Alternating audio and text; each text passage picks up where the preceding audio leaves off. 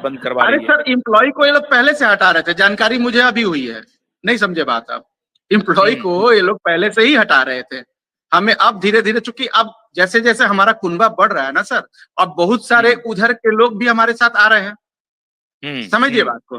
तो जब उधर के लोग हमारे साथ आ रहे हैं तो उधर की बहुत सारी जानकारी हमें मिल रही है, तो वो लोग अंदर की बात निकाल कर ये बता रहे हैं कि सारा चीजों को ये लोग मतलब एक एक करके ये कोई कुछ बोल तो रहा है।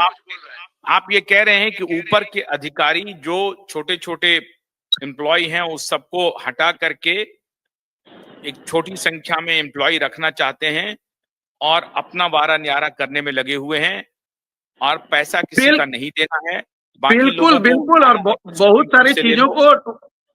सारी चीजों को वहां पर मतलब डिस्ट्रॉय भी किया जा रहा है, बहुत सारे एविडेंस को हटाए जा रहे हैं, लोगों को हटाया जा रहा है। ठीक है, आज तो मुझे एक खबर आई कि मतलब मैंने ये लोग बहुत सारे कागजात जो हैं ट्रंक में भरकर उसको जला दिए हैं। आज मुझे एक फोन आया, जो सहारा के एक अधिकारी थे, उन्होंने मुझे बताया ये वाला बात कि बहुत बहुत सारा एविडेंस जो है ये लोग मतलब क्या कर रहे हैं, डिस्ट्रॉय कर रहे हैं। तो समझिए बातों को। अब यहाँ के जो लोग हैं, यहाँ के जो ऑफिस स्टाफ है, हो रहा है लखनऊ में हो रहा है या अलग अलग ब्रांचों में हो रहे हैं रिकॉर्ड्स? जी लखनऊ ब्रांच, लखनऊ में चल रहा है सर। सारा डेटा तो वहाँ है, बहुत सारा डेटा डिलीट किया जा रहा है। ठीक है, बहुत सारे चीजें जो कागजात है उन्हें जलाई जा रही हैं। इस तरीके का हरकत इन लोगों ने करना चालू कर दिया है। अब यहाँ झारखंड के मूर्खों को या किसी और स्टेट के जो नीचे के अधिकारी हैं उन मूर्खों को कैसे समझाया जाए कि ऊपर वाला आदमी सब चीज को खत्म कर रहा है और तुम लोग यहाँ बैठकर ढोल पीटे जा रहे हो, सहारा सहारा सहारा, जुग जुग जियो सहारा। ठीक है, तो अगर आपको अभी भी नहीं समझ में आ रहा है, आप उसके साथ में हो, तो आप खत्म हो रहे हो, खत्म होने की दिशा में जा रहे हो।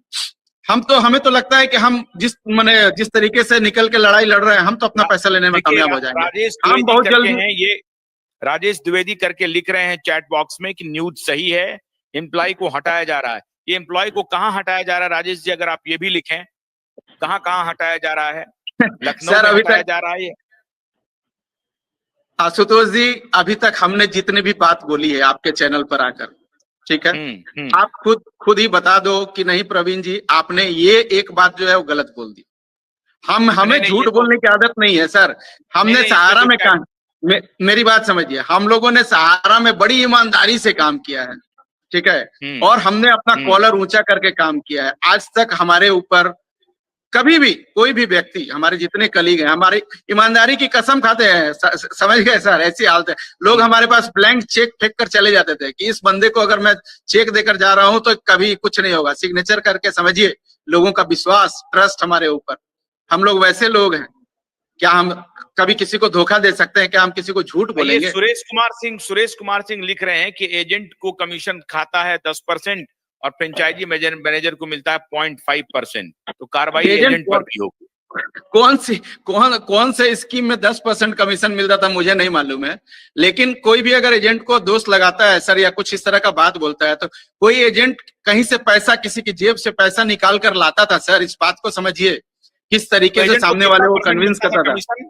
एजेंट को कितना परसेंट कमीशन मिलता था? कमीशन सर मैक्सिमम 5 से 6% तक था, ठीक है। उसमें भी समझिए, उसमें भी क्या होता था, जैसे हम ही काम किए, मुझे 5% कमीशन आया, तो उसमें से मैं 2-3% पार्टी को दे दिया करता था कि चलो आपने 1 लाख रुपया लगाया है, मुझे 5,000 रुपया आ गया, तो आप ले लो 2,000 रुपया आप ले लो। तो ऐसा नहीं था कि एजेंट कमीशन अकेले खा लेते थे, पार्टी को भी मालूम था कि 5% मिलने वाला, अच्छा दोगे नहीं उसमें से। तो सर इस तरीके से काम होता था, तो कमीशन मिलता था नो डाउट, लेकिन कमीशन मैं कंपनी में अगर 8 घंटे आके काम कर रहा हूं तो उसके वजह में सैलरी मिल रही है ना आशुतोष जी। आप अगर अपना काम कर रहे हो तो चलिए आपका व्यू बढ़ रहा है तो आपको भी कुछ पैसा आ रहा है। तो कोई भी काम क्यों करता है? पैसा कमाने के लिए करता है। और आप क्या कमाए 5%? आपने कंपनी को दिया 1 लाख रुपया, आपसे वो कंपनी लूट कर कितना लेके गई? ये जो बेशरम लोग लिख रहे हैं, बेशरम लोग को शर्म नहीं आ रहा है? अगर वो एजेंट है तो तुम 1 करोड़ दिया तो तुमको 5 लाख रुपया मिला होगा।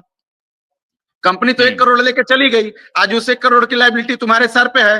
तुम्हारे अगल बगल वाले माँ बहन की गालियां दे रहे होंगे तुम्हें, ठीक है, तुम यहाँ लिख के कसीदे पढ़ रहे हो, सहारा की पढ़ो कसीदे, कोई दिक्कत नहीं है। आप कह रहे हैं कि एविडेंस मिटाए जा रहे हैं, इसके पीछे का लॉजिक क्या है कि देना ना पड़े पैसा लोगों का? यस, वेरी सिंपल, हम बच जाएंगे। हाँ, वेरी सिंपल। लेकिन ये बचेंगे नहीं सर, ये बचेंगे नहीं, पैसा तो इनको देना पड़ेगा।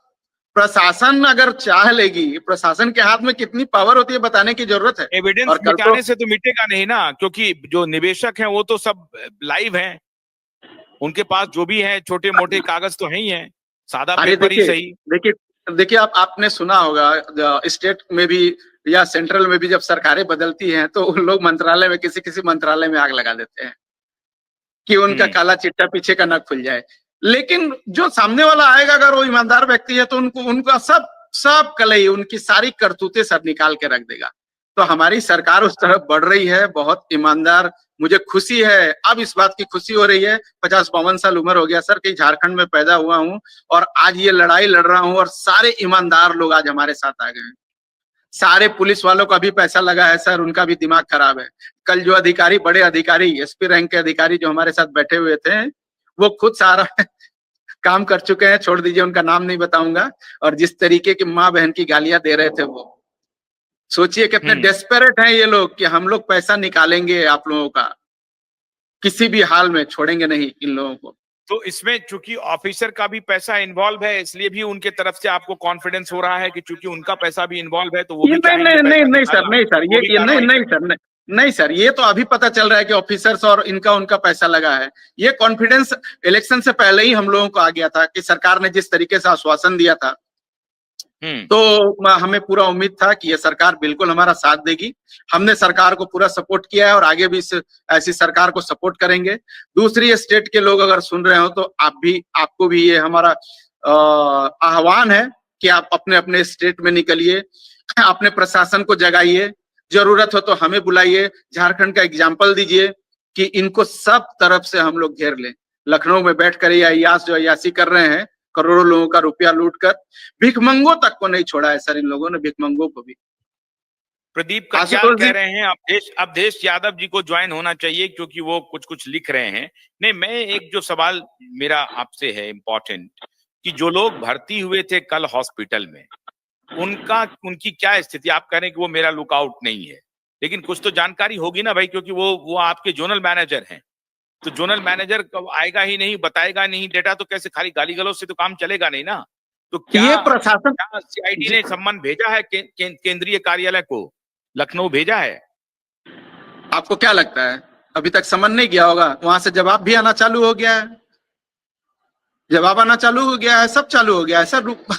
ठीक है, लेकिन ये प्रशासनिक चीज है सर, ये हमसे मेरे मुंह से ना बुलवाए।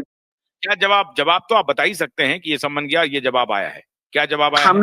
हमें सिर्फ कागज दिखाया गया, मैं पढ़ नहीं पाया सर कि जवाब आया है। ठीक है, वो सारे बड़े अधिकारियों के टेबल पर चला गया है जो भी जवाब आया है। ठीक है, लेकिन वो जवाब पढ़ने के बाद जब सामने वाला जो पढ़ा है वो खुद गाली दे रहा था, है ना, तो मेरी बात छोड़ दीजिए। लखनऊ से जवाब आया है? जी, लखनऊ से जवाब आया है या वो संजीव कुमार के यहाँ से जवाब आया? ना, संजीव कुमार से क्या जवाब लेना है? संजीव कुमार कौन है कि उससे संजीव कुमार से तो डेटा लेना है खाली। संजीव कुमार क्या जवाब देगा? संजीव कुमार, राजीव कुमार है, कोई कुमार, क्या इनसे जवाब थोड़ी चाहिए, या इनसे हमें लेना देना थोड़ी है। इनसे झारखंड का डेटा मांगा गया है, वो डेटा में गड़बड़ी करके दिए थे, कल फिर से उनको समय दिया गया है कि डेटा में ये चीज इस तरीके से सुधार के लेकर के आओ। ठीक है, तो उनको 5-6 दिन का समय मिला है, वो लेके आएंगे, उनका काम है।